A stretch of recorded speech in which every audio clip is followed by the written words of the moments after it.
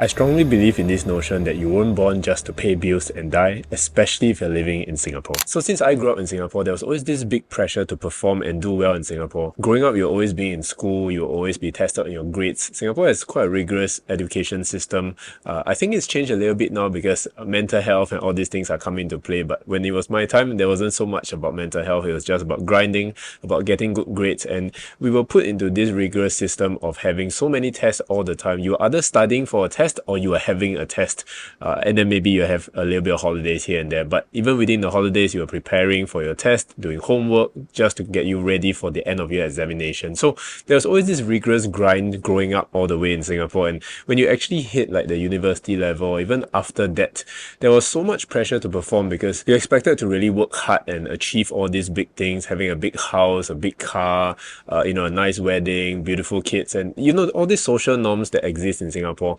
I don't know if they exist in other countries. I'm sure they do, but in Singapore, they're especially bigger than usual. Maybe even in my circle of friends and also all my classmates and colleagues, we all kind of want these things, or rather we were taught that we should aim for these things as we were growing up. At least that's what society in Singapore deems as a successful life if you have all these material things. And I think that in there lies the problem, because these are not our dreams. These were dreams or goals or aspirations. It could be by your parents, society, or whoever who actually gave them to you and instilled this in your mind since you were growing up. And I think you will reach a point where you realize if those are not your dreams or those are not your wants, then who are you doing it for?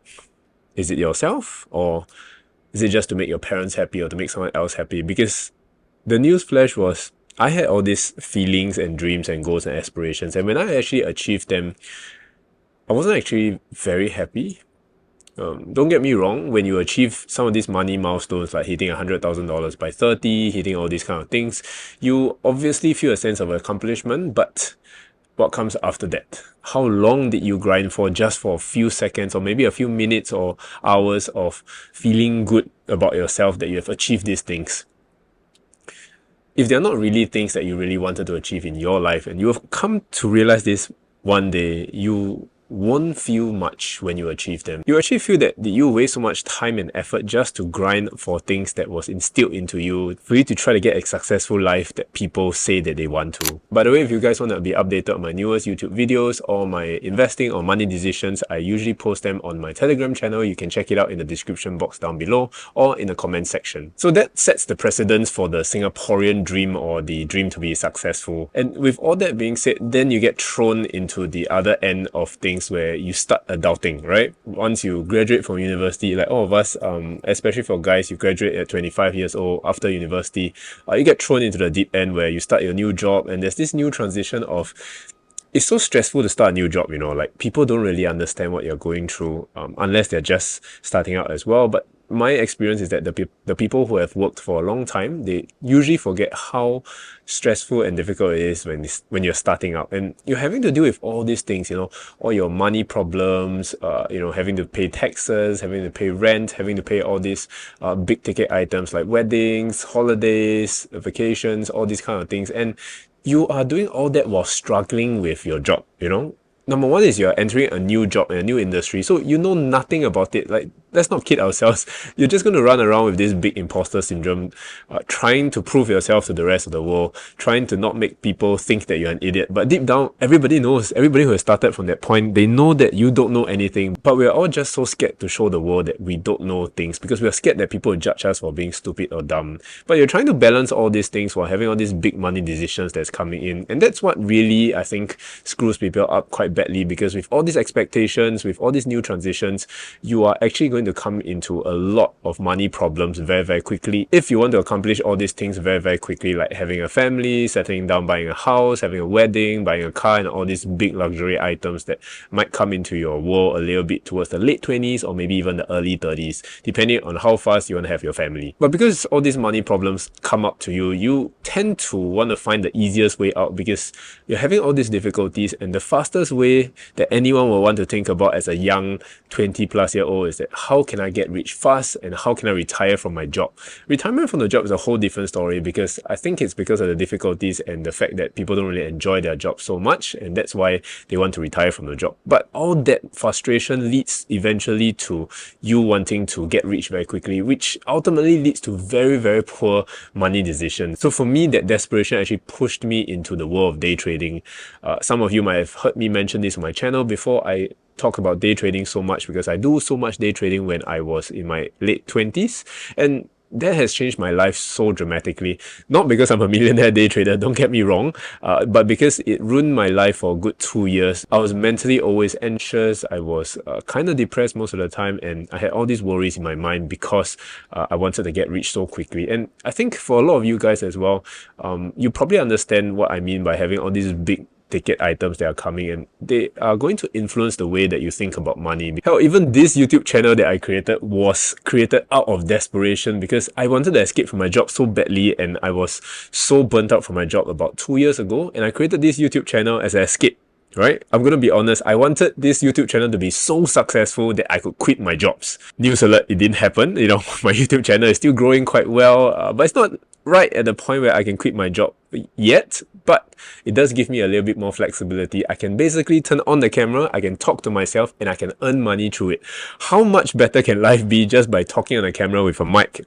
Talking to myself on a Monday afternoon and still be earning money just for posting it on YouTube, right? Nothing can be better. But this is my way of making a smarter money decision, because I've created this avenue for me to make more money outside of my full-time job, so that eventually I can build it up to a platform where perhaps one day is monetizable enough so that I can make work optional and I no longer have to struggle with all the bad decisions and make them ruin my investing decisions. So honestly, the internet might hate me for this, but this is my hot take on how life should be. I honestly feel that all the big ticket items and all the big things in life, like your weddings, having a family, going for vacations, and all these things should be pushed a little bit backwards if you are not wealthy or you're not rich and you don't have a lot of trust fund money coming from your parents. I feel that you should push them a little bit further. My personal take is that you should actually establish your career first, because with all these external stresses that's coming on, you're not going to be able to balance all of them properly. You're either going to sacrifice your career, you're going to sacrifice yourself, or you're going to sacrifice your family if you push for all these big things all at one time. You honestly can't have everything in the world. You're going to niche down a little bit, make sure that you carve out a path in your career or whatever it is you want to do first, and then once you get better at it, then you branch out. It's about the same as having alternate sources of income. You don't start off with having like 10 different sources of income. Like, nobody out there has so many sources of income at the beginning. You start with one, maybe your main job, maybe YouTube, content creation, or whatever it is. Once it gets bigger, then you use the money to invest into other alternate sources of income. So my take is just delay all these things for a couple years, maybe 3 to 5 years first. Establish all the things that you can.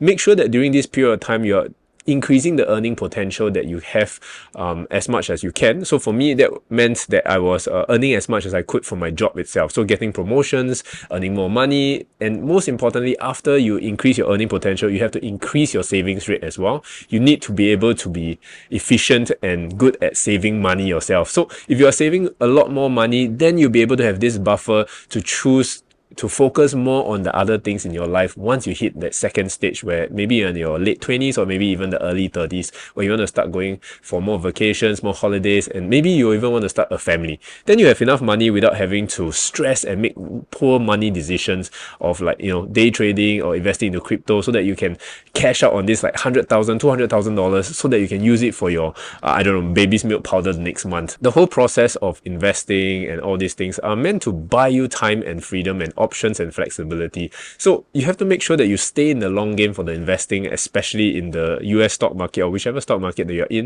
You have to make sure that you're invested in the long run. And in order to do that, you need to be mentally sound and rational, which means that your everyday expenses are settled and you don't have big ticket items that are always looming over your head, and that's to really pay back all the time. That's what I really, really believe, and I'm trying to live it out as much as possible. So I used to be a very big fan of every single dollar that I earn. If I don't need it immediately, I'm going to just throw it into the stock market. But I no longer think of it that way. I actually really like cash right now, and I'm actually saving more money so that if anything happens, I can quit my job if I need to. I can take care of my parents. I can go on holidays, and it gives me so many opportunities. And if the terrorist situation gets worse again, I can throw my money back into the stock market, and it can earn me a lot more returns if I'm ready for the market to come down. Most importantly, you want to make sure that you are investing with a rational mind, and you're investing into things that can allow you to be at peace and happiness and possibly sleep at night. I don't know about you guys, but I'm really a very big fan of sleeping now, and I really treasure my sleep. If I don't get good sleep, I'm usually quite irritable and annoyed the next day, and that's my foundation. If I don't have good sleep, I can't do anything. I can't do YouTube, I can't do my job. I'm gonna fall sick easily. Hopefully this video has helped you guys a little bit into the insight of why I think you should be a bit different from the rest of the world, or just different in a way that you perceive your own life and think about it in a way that you want to live, and you're not just here just to pay the bills, go through the motions and, just leave the world without, any meaningful impact, or just even being happy yourselves. And if this video inspired you guys or anything, please let me know down in the comment section down below. If you enjoyed this video here, then you probably enjoyed this video here on the Longbridge Singapore app tutorial on how to get started with investing in the stock market. Thanks for watching. Have an amazing day as usual, and I'll see you guys in the next few videos. Bye bye.